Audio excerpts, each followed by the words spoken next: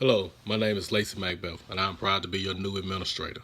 I have over 13 years' experience in the field of education. I have been a classroom teacher at both the high school and middle school levels, as well as a coach in those areas. I feel my experience teaching and coaching has prepared me for this new role to be your new head administrator.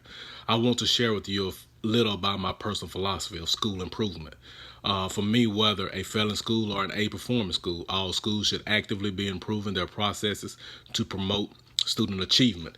In developing my personal philosophy of how my school improvement process would work, there are several key areas I focused on. These areas are ways to improve the school, collaboration, school leadership, involving stakeholders, developing and implementing vision, making data driven decisions, planning staff development, and accountability. Ideals for school improvement include changing the school climate. School climate is about expectations. When teachers set high expectations and hold those students accountable, the expectations they tend to have more of a positive relationship with their students. Those positive relationships lead to better student achievement, which allows the school climate to be more positive, and discipline decreases. Secondly, it is necessary to create a safe environment for all students. All students include different races, religions, and sexual orientations. Every student must feel safe while in the school.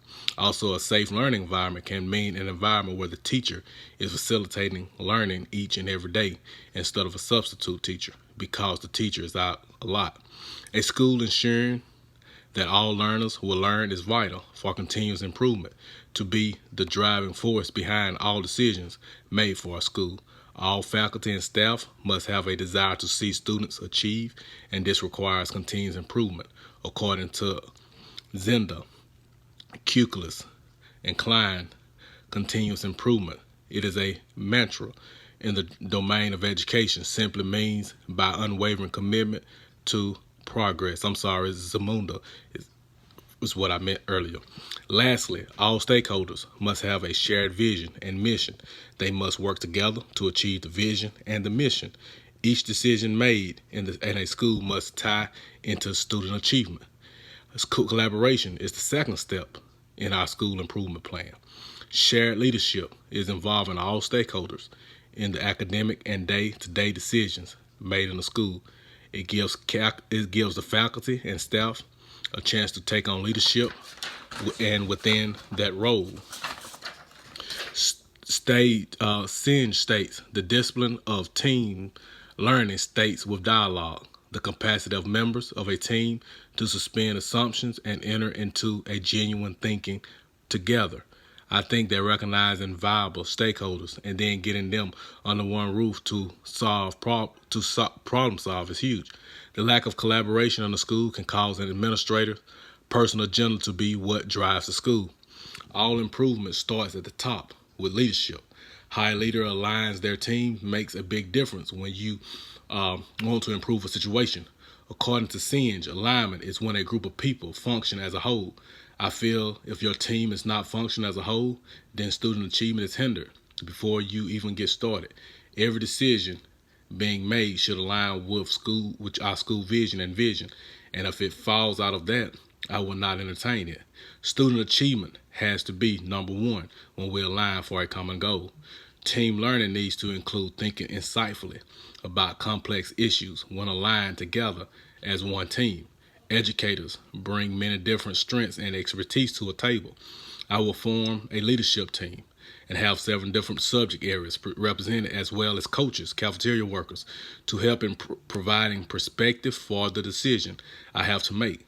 This decision will help us all share the ownership. Team learning needs to be innovative and coordinated in action. When a team comes together to come up with new innovative ideas, they have to be coordinated together. Team learning needs to consider that the role of team members is also to be put on other teams as well. It takes a lot of passionate people to run a school. Sometimes this means we have to have multiple roles on multiple committees. For example, a person on my leadership team may be required to meet with the safety team as well. That is because they are the leadership team perspective for that committee. Once my internal stakeholder teams are built, Next involves reaching out to the external stakeholders. By definition, a stakeholder is an individual or group with an interest in the success of an organization in fulfilling its mission, delivering intended results, and maintaining the viability of its products, services, and outcomes over time. The following is a list of who stakeholders and what stake they have in it. Business community students in the school are the town's future employees. Other community, many businesses and workers depends on how the schools are. Taxpayers, their tax dollars are being paid as investments in the school. Parents and families, they want to see their students being provided the very best to be successful in life. School board, their first most stake is to ensure the district's mission and vision are carried out. This is overseen through administrators holding teachers accountable. School district staff, they want to ensure their state accountability expectations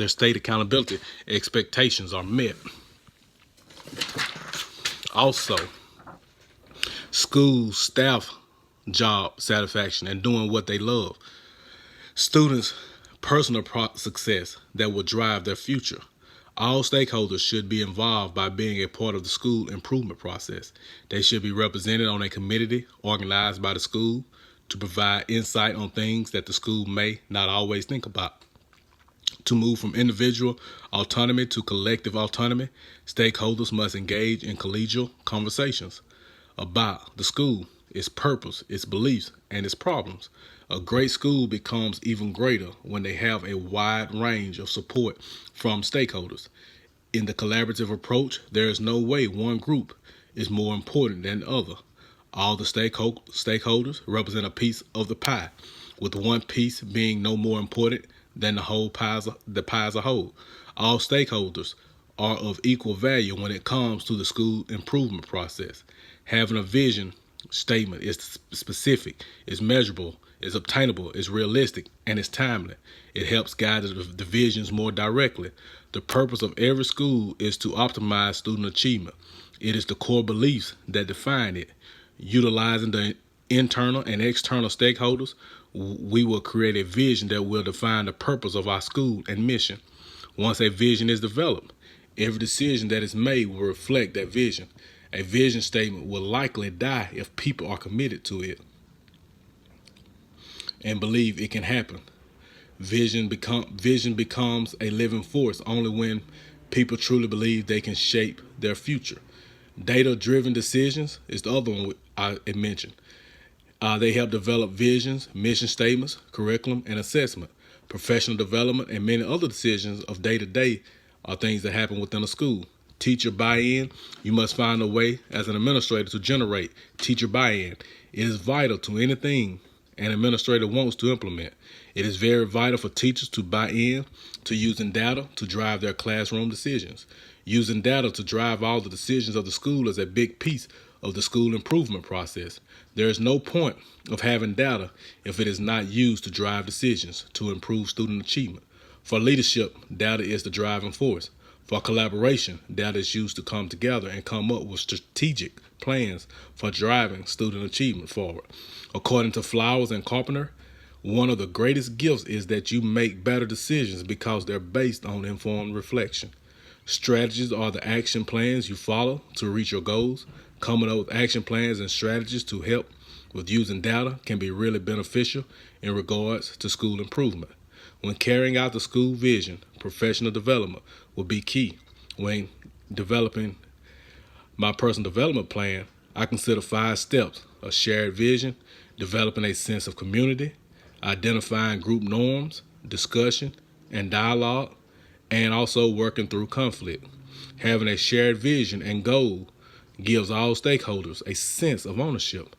According to Zamunda, success or failure of the staff development innovation will largely depend on whether the desired results are possible and whether they are worth the effort. Collaborative leadership is all about trust. You cannot trust people you do not know. Developing community requires that you get to know your colleagues and if nothing else, build a great relationship working relationship with them. Finding common ground so that everyone can work together. Norms is establishing roles and responsibilities. Determine the common ground of communication so that the collaboration space becomes a safe place. Discussion takes conversation forward so that a decision can be made. Dialogue is sharing information and broadening that knowledge. Both are needed for a successful collaboration. There's a time and there's a place for both things to happen. Carpenter and Caskey said that. Dialogue and discussion can both lead to conflict. Conflict checks need to occur where honesty, space, and time for people to work through their emotions will occur. At the end of the day, all things I plan for us to do will be no good with no accountability. Accountability comes in many different versions: peer observations, former administrator observations, assessments, and evaluations, to name just a few. If there is no accountability, then all the best laid plans will fail. In conclusion, this is my personal philosophy of my plan to improve our school. I'm really excited and I look forward to working with you.